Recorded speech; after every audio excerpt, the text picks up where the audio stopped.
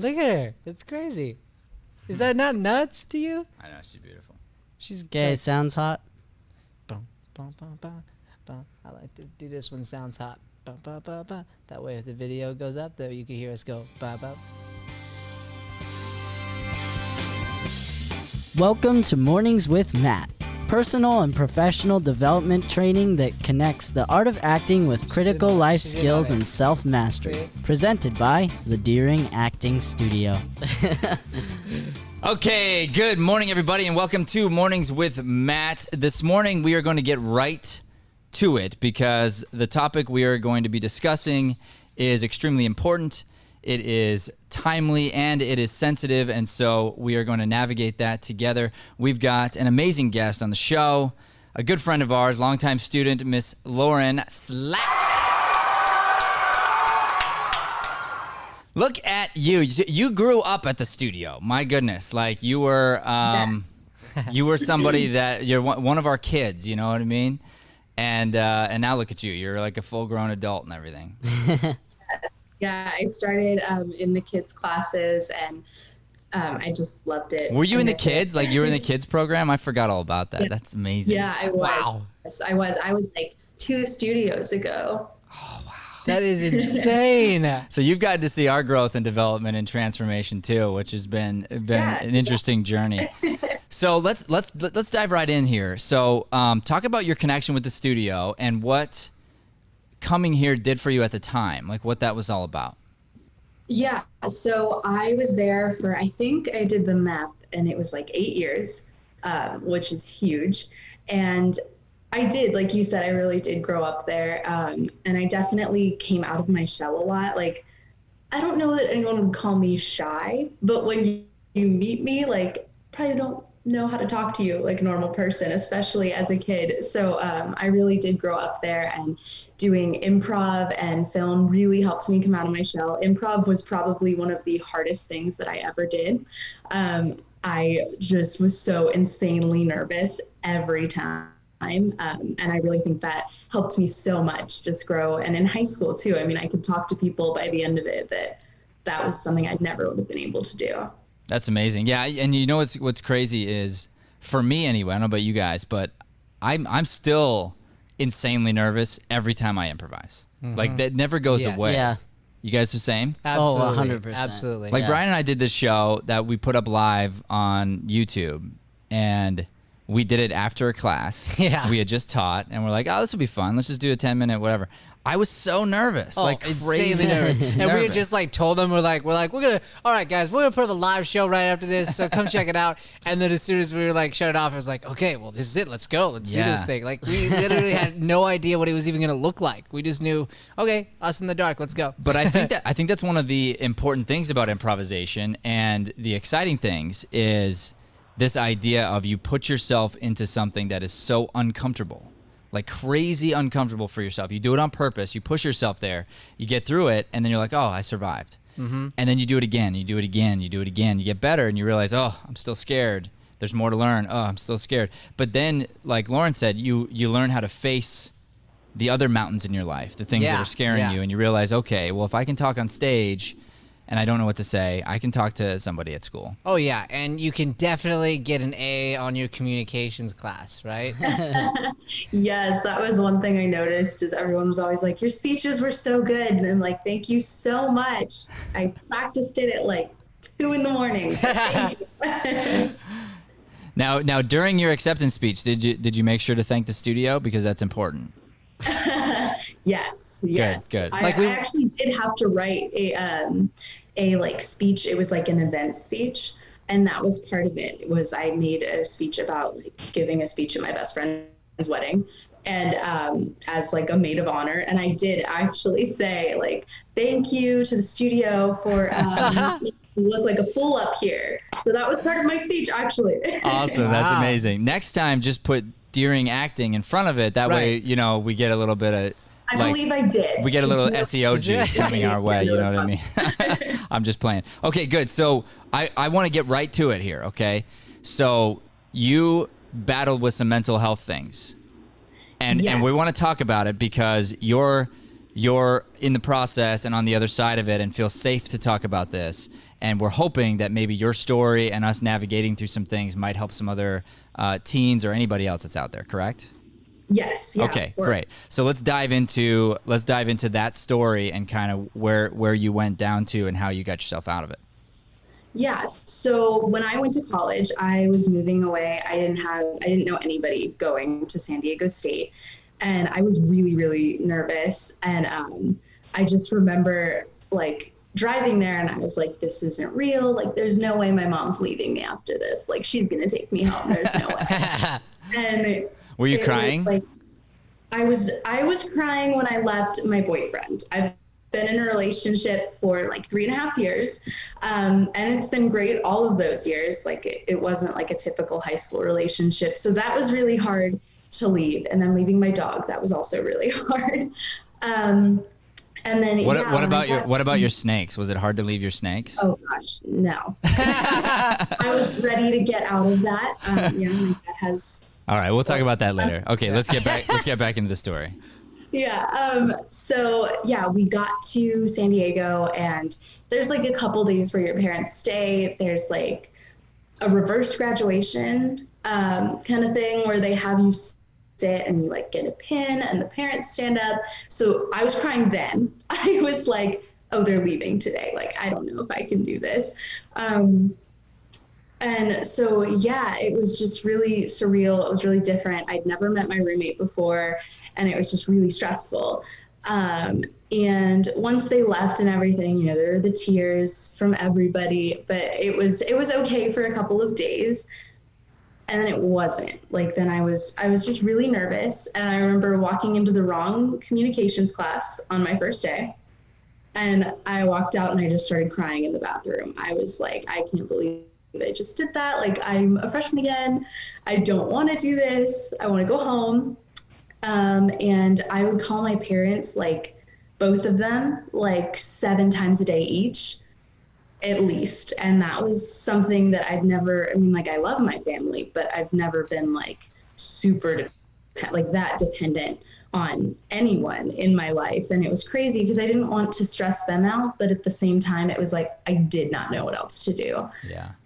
So my mom for a while was really like, you really need to reach out to someone. You need to talk to someone. And I was so like, she had said that in high school about my anxiety. And I was like, no, like, I don't need to do that. I'm not crazy, which is so funny because I'm a psych major like that. I don't know where that connection comes from. But so I did. They have a really great counseling program on campus, which I was really lucky to get to do. And it's short term, but then they request or they can recommend people at the end of it.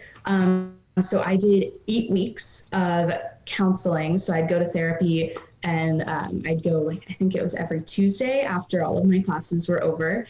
And it just wasn't it was getting better talking to someone, but it wasn't totally better. So she asked me if I'd want to go and see a psychiatrist. And I was like, yeah, at this point, I will do anything. Like, I need to get this under control because that constant feeling of I'm going to cry is not helping me make friends, at all. Hey, how you doing? Hey, how are you?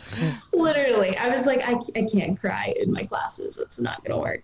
So I did. I went to a psychiatrist, and that meeting was interesting because it was just so fast. I was like, oh, okay, so I do need this.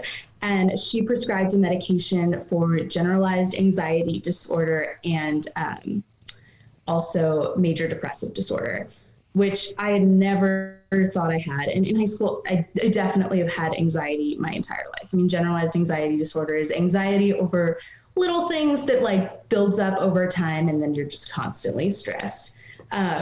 So that really helped. I wasn't very sure it would, but it really did. And I came home for winter break and I continued to take the medication because it's not just going to go away, which was what my roommate asked me a couple of times, oh, are you going to stop taking it when you go home? And I was like, no, it's not because I'm not home. It's because that's part of me that I need to work through.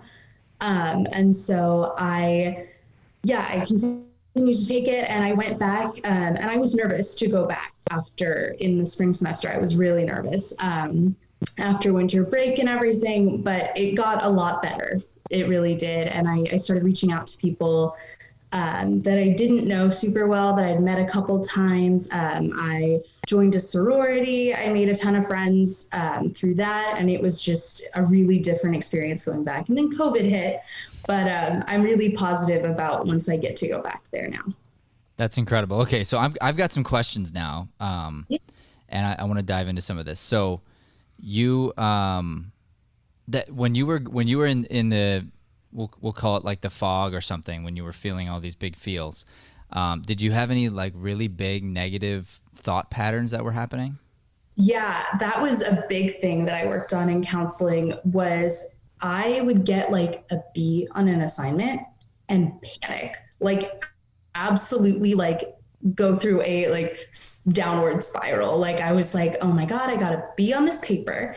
And that means I'm going to get a C on the next one and a D on the next one. And then once I get a D on the next one, I'm not going to pass this class. I'm going to have to retake it. I'm not going to graduate in 4 years. I'm not going to be successful. And it was just a complete downward spiral. So you were creating what's called a negative narrative, right? Forward. And so you were telling yourself the story that this means this, which means that. And then at the end, it means this failure. And that's the type of thing that can build up to be so big that that you could start having like thoughts toward even hurting yourself or just being super negative, because you're like, what's the point of all this if that's going to be my future? Correct? Yeah, it creates huge problems for sure. Yeah. Okay, good. And so then you, you know, when your mom brought up, you know, the potential of talking to somebody, you said to yourself, well, I'm not crazy. Right. And I think that's a misnomer, and that'd be something it'd be worth telling everyone out there. Like if you've had that thought before, you're not alone. But also just going to see somebody or get help or talk through things doesn't mean you're crazy. As a matter of fact, I think everybody should be in counseling. Everybody should be going to see somebody and checking in on their mental health and like what's going on up in our noggins here. And so to think that like going to see somebody is a bad thing, like I just want to squash that right now and be like, all the cool kids go to therapy. All of them. Yeah, Exactly. it's where We the all have popular group problems. is. Yeah. So then, and I found this interesting. You said you made the choice to medicate, correct? Yes. Because that's a choice. It is. Yeah. It's, you know, it's not for every disorder like schizophrenia. That would be a really hard thing not to medicate for. I mean, of course, it's technically still a choice.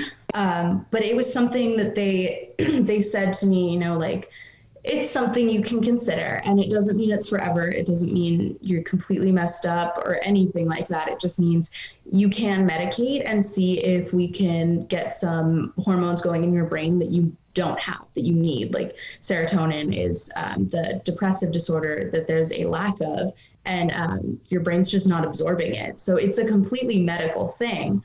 But a lot of people choose not to medicate because they think, you know, I don't need that. That's really invasive, but I didn't think that way. And I know I have a family history in my extended family of taking antidepressants, and it's really helped them. So I talked to my family, and we ultimately made the choice together that it was a good decision. Good. And I think that's a good thing just to bring up too, is to know that it's okay to medicate. It's okay not to medicate. It's definitely your choice, but going down the path and knowing what all your options are.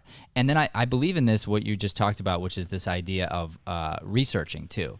Know what it's doing to your body, understand what the different variations are of different things. And then you can even, if you look at it this way too, you could potentially use yourself as an experiment on you. Yeah. You know, so I take the medication and I'm going, okay, I'm going to try this and I'll see how I feel. And if it's not working, great, I'll try something else or, you know, whatever. But you know, so many, like the one that I'm on is like one of the most generic, but there's all kinds of different, you know, medications for anxiety and depression that people think it's just like one size fits all, and it's not. And like the dosage can be different, it can change, and that's just something you have to kind of monitor yourself. And if you have loved ones, like that's really been helpful. Like I know my parents definitely did look up like all the side effects, anything that could go wrong with it, and how it's supposed to work. And so did my boyfriend. Like I remember him texting me, okay, you have to tell me how you feel. every day. Like keep a journal, but then let me know like on a scale of 1 to 10 how you're feeling every day. And that's so important, because if you do, you know, it can lead to suicidal ideation in some people. It didn't for me, and I'm lucky, but it can, and it's rare, but it can. And that's really important, to check in with yourself and to check in with loved ones. Yeah, yeah, and that comes back to being okay with this not being a bad thing, and being willing to talk to people about it, especially the people who love you.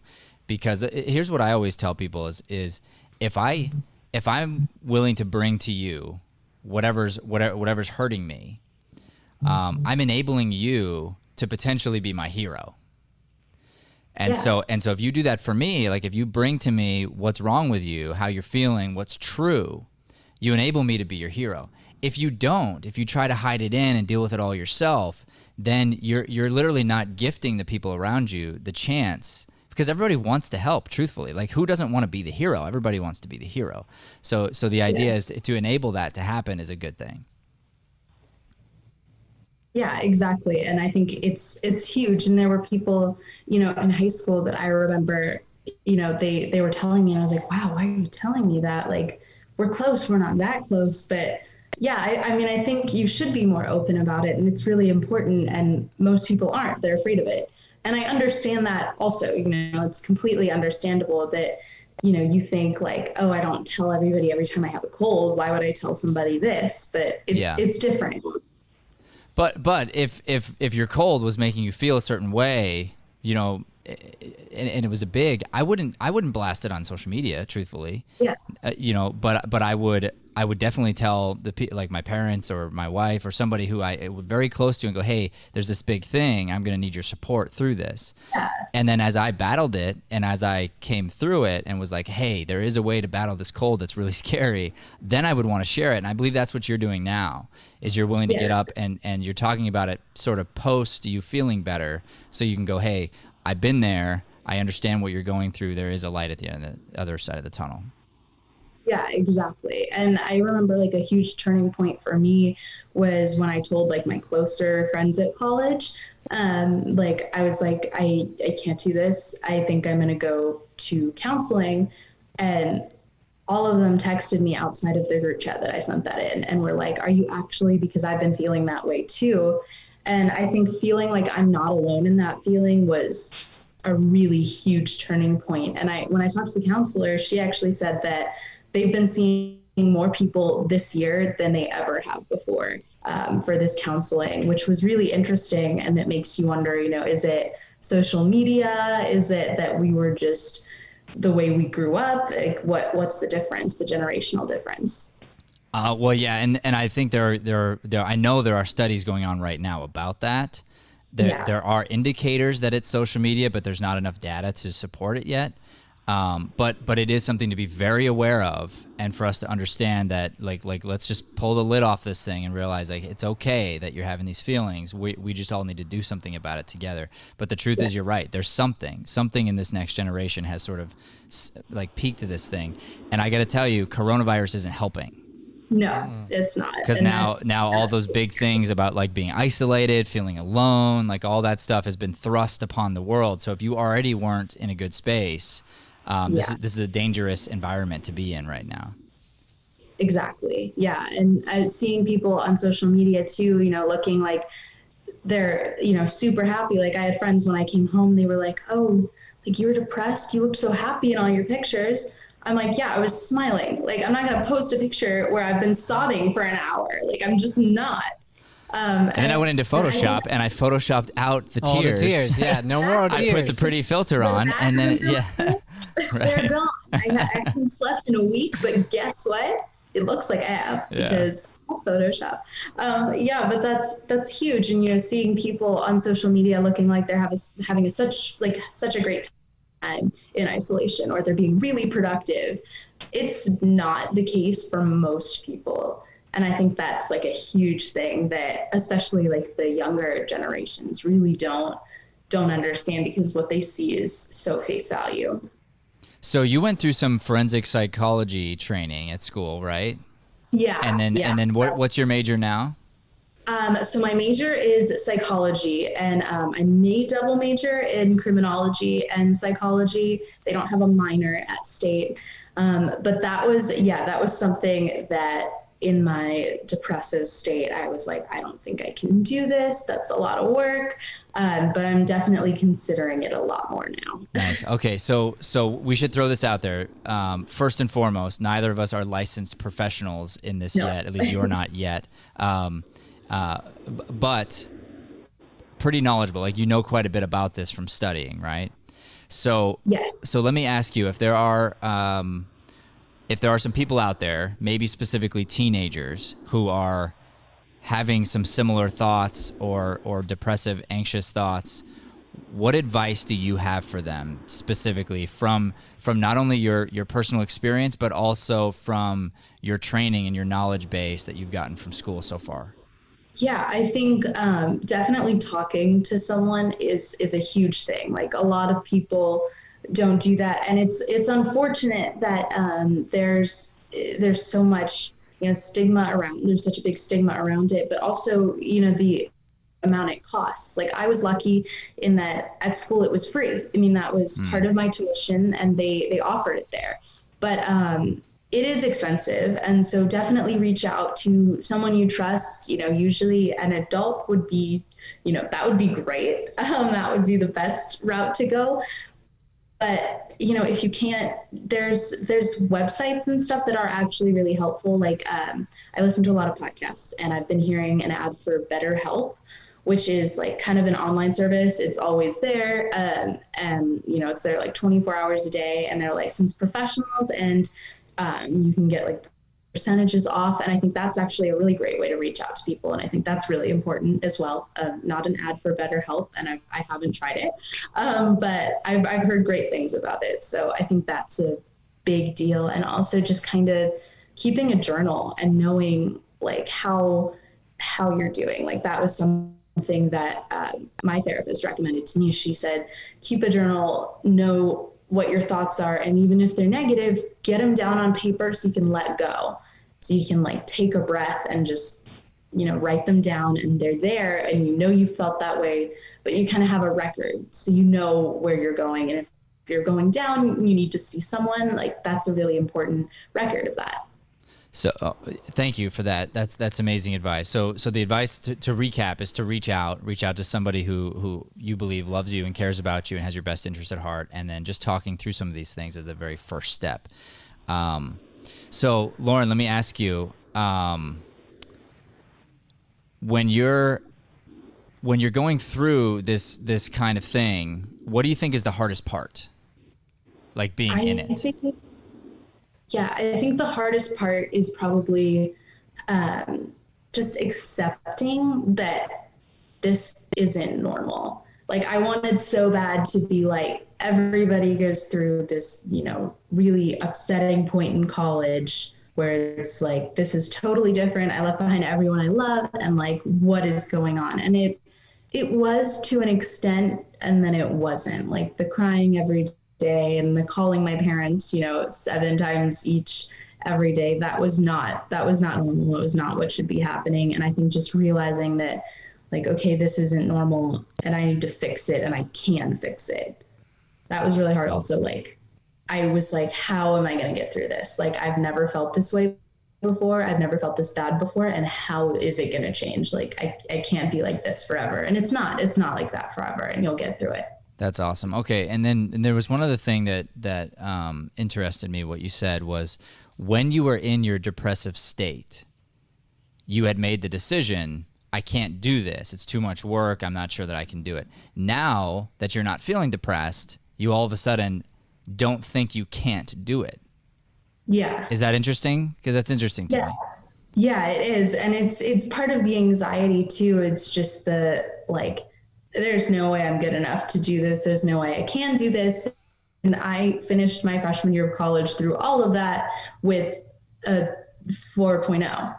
So I think that's not something that's true at all, but you'll think that. And my therapist gave me a sheet that was kind of, I was worst case scenario thinking And she gave me a sheet saying, like, pretty much what evidence is there towards this? And it was like, oh, I got a B. And it was like, okay, what evidence is there against this? Like, it was a B. I'm like, okay, also what evidence? Like, it was my first college paper. So it kind of really makes you think, and you're like, okay, like I need to get it together, because that's a ridiculous way of thinking. So it's, yeah, on the other side of it, it's, you think a lot more clearly. Yeah. For sure. Well, and it also just, it shows the power of our mind and how important it is in our body. Our psychology is incredibly powerful and important. And so what you tell yourself does tend to come true. So as you start to say, I am, or I will, certain things, those things tend to happen. As you start to say, I can't, or I won't, or I'm not capable, then you tend to live into that. So if there's something in you that keeps diving down something negative and keeps refuting what you're capable of doing, because we are all so capable. Like there's something inside each of us that's just dying to get out. And I'm not saying we're all supposed to be billionaires. I'm just saying, like, we're all supposed to really, like, live up to this big potential. Like, we all really do have something special inside of us. I believe that with my whole heart. And the idea is finding that. Like, what is it that makes you cook? And being willing to go into the fear and start saying, yeah, I can. Yes, it is possible. Yeah, it might be a big mountain, but I just need to take one step forward. If I can just take one step, I'm closer to climbing this mountain. But if I keep staring at the mountain and going like, that thing, I can't, there's no way I can do that, you start to go backwards, you start to hide, you start to feel bad. And that feeling of feeling bad will then multiply upon itself. Whereas just like taking one step forward, you feel good from the progression. I know I'm not there, but I feel happier already because I've taken a step forward, which leads to another step. And before you know it, you look back, you're like, am I halfway up this mountain? Like, that's crazy. This was a big mountain. I'm halfway up. It's crazy. So I love that, like, that you were able to change your mindset. And now here you are telling yourself, well, now it's not I can't do it, or I don't think I'm capable, but it's like, is this where I want to put all my energy? Because it's obviously an option for you now. The question is, there's a lot of probably new options available to you, and you're going to go, okay, really, which avenue do I want to take? Do I want to double major for this reason? Do I want to go here? And now you're telling yourself this narrative that's good, I'll bet you, going in various directions and going, okay, really, which path do I want to take first? Is this true? Yeah, exactly. And I think it relates to acting too, you know, like, okay, you get rejected from one TV gig, one commercial, like one thing. And okay, that was a rejection, but I'm going to try again. Whereas, like, you know, with anxiety and depression, you can kind of say, you know, okay, that was one rejection, so I'm terrible, so nobody's going to ever like me. When really, like, you might just not have been right for that part. I mean, they might have been looking for something totally different and you just weren't that, but, you know, something 2 years down the line you fit it exactly. You're exactly what they pictured. Yeah, 100%. I totally agree. So speaking of acting, you said that there's a chance acting may be in your future at some point. Do you think it's just like there's an actress inside of you that just is and always will be, and it will be a part of your life? Is that what you think? Yeah, I mean, I was like drama kid through and through in high school. I was on the board of the drama program, and I did a lot with that. And I loved, you know, film acting's kind of my thing. Theater, less so. I'm not a dancer, so musical theater is not quite up my alley. But no, I definitely love it, and I haven't done it in a while. And I think that's something that's really important too, is just having hobbies that you love. And, you know, it doesn't just have to be a hobby. You can, you know, want something more out of it. But I just think that's something so important, and that I've lost a little bit, you know, going to college and not having like the little extracurricular things that I used to do. Well, so yeah, I definitely think I'm going to tell you about another one of my beliefs. Okay. I believe with my whole heart that there is a performer inside every human being. That everybody deep down inside, somewhere, some way, desires to be seen, desires to be recognized in some way. And this is why and how our acting program has been developed to not only help next level actors become next level actors, but also just to help people take their lives next level. And so I believe being a part of a program like ours, a part of an acting program that's going to push you, that's going to make you feel a little scared, that's going to give you a chance to be in the lights every now and then and get on camera and just prove to yourself you can do things you didn't think you were capable of doing over and over and over again, that it has just this immense impact on every area of your life. And I can tell you, just we have so many stories now, and we're starting to hear them come to light as we've been doing some of these interviews. I'm hearing people saying, yeah, well, because of you, I got a promotion. Well, because of you, I applied for this job and now I have it. Because of you, I'm now a manager. Because of you, like now I'm vice president of American Express. Because I didn't think I was capable before. I didn't have the confidence, and just doing this regularly is now put me in a position where I feel like I can conquer anything. And I always tell them, hey, it's not because of me. You're making these choices. But the idea is committing to understanding what this is doing for you in your life, like letting yourself be okay with that, getting excited about it, and then realizing, like, cool, whether or not I'm a full-time actor or a full-time whatever, I am an actor. I am a performer. I perform in my life all day, every day. So to practice performing is probably a good idea. Yeah, exactly. And I totally agree with that. You know, everybody wants to be seen and everybody wants to be heard. And, you know, in a lot of different ways. I mean, I'm a waitress, and I get like all the time, like one lady said yesterday, she's like, oh, your customer service voice, like on the phone, is really easy to understand. And she's like, and you don't sound like you want to kill yourself talking to me. And I just thought that was so funny, because I totally get that. You call a pizza place and they're like, hello. And you're like, I'm so sorry. Like, I'm sorry I'm interrupting your day. But that was nice to hear. And that's definitely the actor inside of me. You know, I want to enunciate, and I want people to be able to understand what I say. I don't mumble. I'm pretty loud. No teacher I've ever had would ever say I mumble, but I wouldn't say that. Nope. No mumbling here.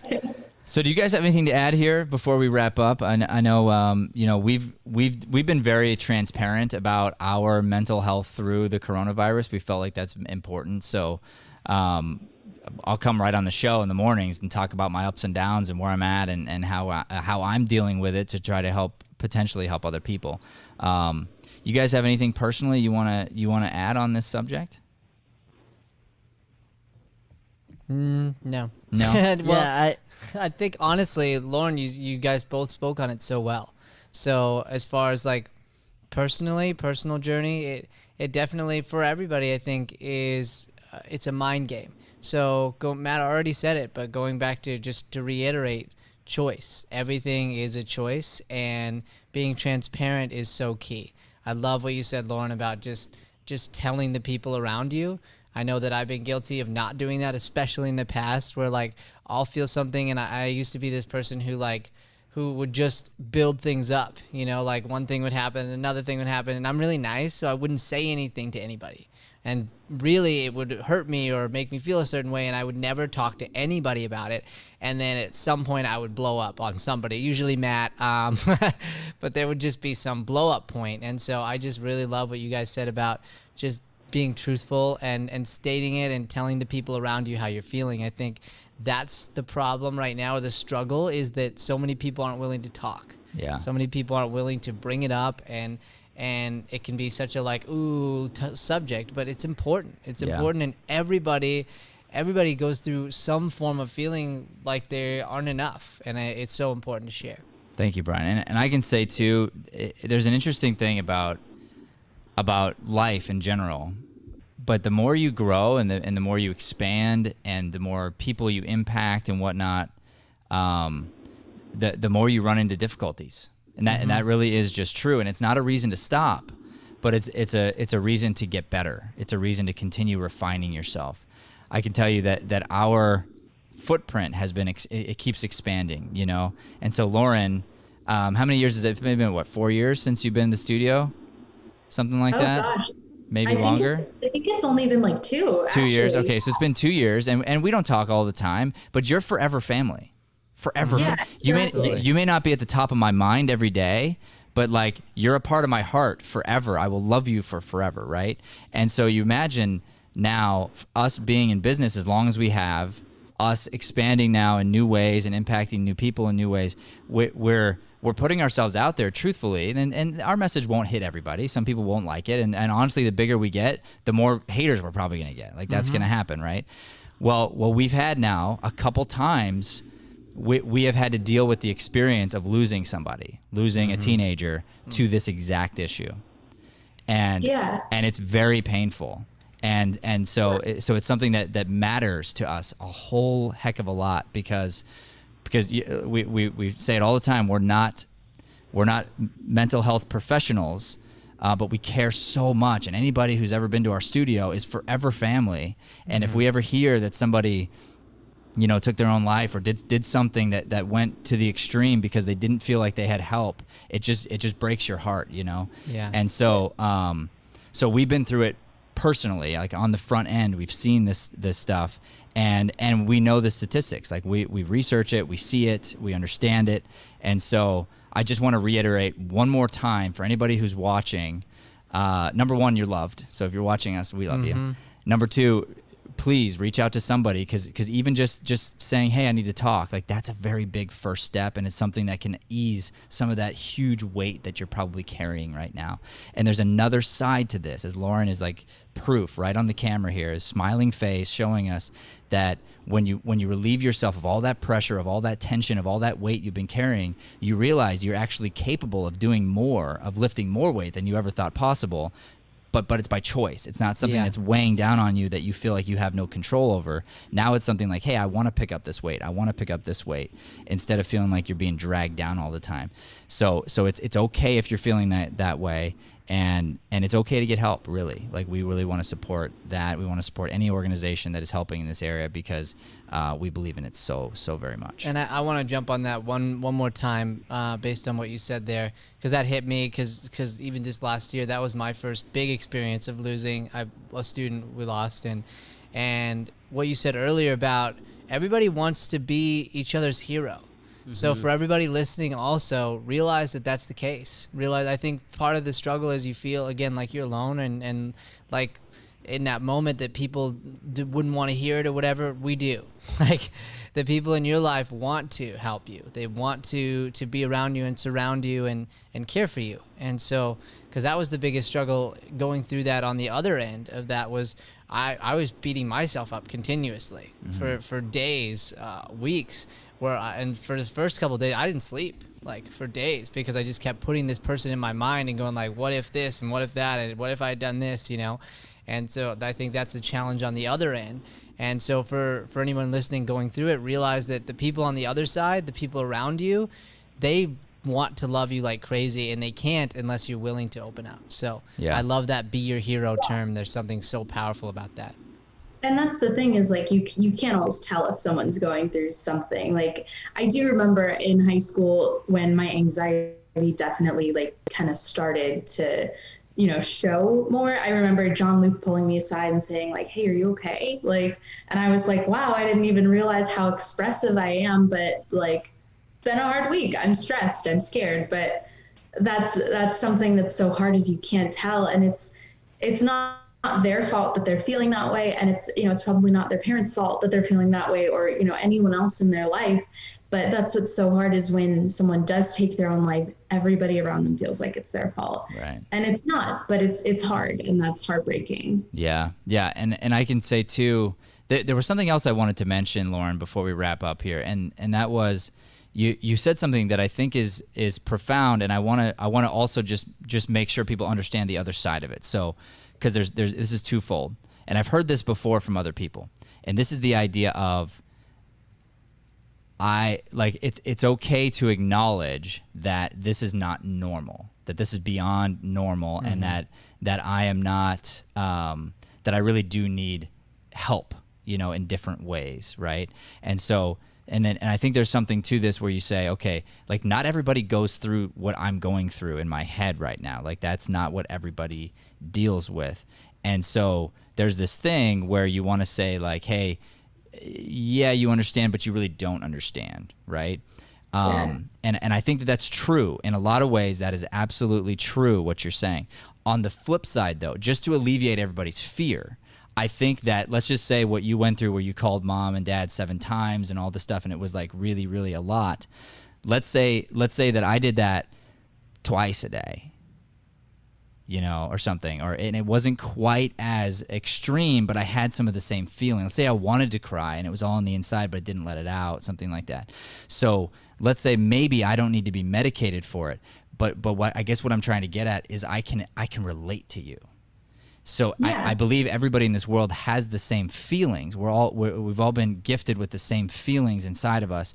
So you don't have to be afraid to tell someone, because they'll relate to the feeling, understanding that your feeling is just 10,000 times bigger and louder maybe than theirs, but they do get it. Like, they can relate to having the feeling of crying, having the feeling of being anxious, having the feeling of being depressed. We've all felt that. And so then you go, okay, yeah. I feel that times 10,000, and I go, oh, dang. Because it's been hard on me. I can't imagine what this is doing for you. Hey, let's talk about getting some help here. Yeah, exactly. Like everybody's been sad, or everybody's been stressed about a test, and just realizing that, like, you can talk to someone and, you know, you don't have to say, well, you don't understand, because they do to an extent. Exactly. But, you know, it might not be quite as extreme, but they can understand and have that conversation with you. I mean, I'm sure there's psychologists that have absolutely never experienced, you know, every single, you know, disorder. I mean, obviously, you know, we'd run out of people, but, yeah. And they can talk to you and they understand, and yeah, they've been trained, but I think every human kind of has that basic understanding of what you're going through. Yeah. And then one, I guess I already said one last thing, but now I'm going to say one last thing again. One last one, and then a challenge. Yeah. Okay. So the next last thing is, if you are the person receiving the information from somebody, if they're coming to you, this is the other thing, is try your best not to say, I understand what you're going through. Try so hard not to give a solution necessarily, but to be a pair of listening ears, and hopefully steer the person toward a medical professional. That is the goal, because there is something where you can say, hey, oh, I know about this or that can make the other person feel small, because they'd say, yeah, but you don't, it's not the same as what you're going through. So you want to be cautious to say, hey, I want to inspire you to know that it's going to be okay. But at the same time, I don't want to downplay these big feelings that you're having as if they're just like everybody else has them. So why can't you deal with it better than you are? So I think if somebody comes to you, if you're their person, you know, they're like, oh, I got to talk to someone. Who do I trust? You're the person they trust. So listen, speak less, just be that pair of ears and think, okay, how may I find a way to help direct this person to somebody who can really help, who really knows what they're doing?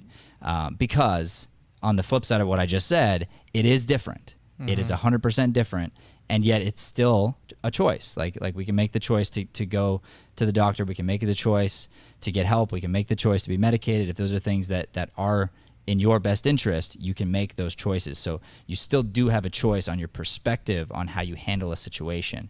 But once again, if you're the trusted loved one that they're coming to, try not to honestly try not to spin it back to you. And that's what I think a lot of people do, is you're like, oh, I'm feeling this way, and I go, well, let me tell you how bad I have it. And then you make the whole conversation about you, and the next thing you know, they didn't even get to tell you what's really wrong, because you stopped listening and started being accidentally selfish because you were trying to help them, but you start talking about your own stuff. Joey and I like to joke, there's that Hamilton song that's like, talk less, smile more. Yeah. We'll switch that and we'll just turn it into listen more. Yeah. So like it's that idea of just like putting yourself aside. So yeah. Yeah. Although in that song, it's not exactly what it's not exactly what it's tied to. I just like to change it because I like the rhythm. So he's totally on a different beat. But you know, making up our own stuff. Okay, Lauren. So here's what you're gonna do. We're gonna do a challenge for our listeners, for any actors out there listening, any people, any teenagers. So what we do is like something inside your heart, and you think, hey, this is something I do on a regular basis, or something I heard about, something I think would be really cool, and ideally it's for everybody. So something that would that you think could help with our mental health, could help with this situation in general, could just help us with our overall well-being? Is there some sort of challenge you could throw out there that's maybe would take everyone about 5 minutes, and then they could tag us back on it, you and us both, to let them know that they did the thing that you brought to their attention? Yeah, I actually, my therapist actually recommended mindfulness training. Perfect. All right. So here's what you're going to do. You're going to say right to the camera, okay, here's my challenge. My name's Lauren Slack, and here's my challenge, and then give it to us. Okay. I'm Lauren Slack, and here's my challenge. Spend 5 minutes a day just kind of sitting in silence, not music, not, podcasts. I know we all love those, but in silence, and just kind of try to clear your mind. I know that sounds ridiculous, but try to think through that cloud, that fog that you have going on. I have to do this, this, and this. Just try to breathe and understand that it's okay to just sit and be quiet for 5 minutes. There we go. Mindfulness training. I love it. And you know what? We're hearing a lot of the same stuff on the show recently. Yeah. Which means we need to listen to it. Mm-hmm. Okay? Absolutely. Us here at the studio, anybody listening, there's a reason it's being repeated right now, because this is probably what the world needs the most, is some more mindfulness right now. Mm-hmm. All right. Thank you, Lauren, for being on the show. We sure appreciate having you. Thank you. It was good to see you guys. You too. All right. Thank you so much, everybody. This has been Mornings with Matt. Sure appreciate you tuning in. Please do not forget to like and subscribe to this channel. It's very important you subscribe. That helps us to continue to put out this light-driven content to the planet. Thank you, and God bless. Thanks for listening to Mornings with Matt. Please like, subscribe, and follow us at Deering Acting Studio to keep up with the latest content. For more information on classes, private lessons, or professional development coaching, visit www.deeringstudio.com. Have a Deering day, everyone.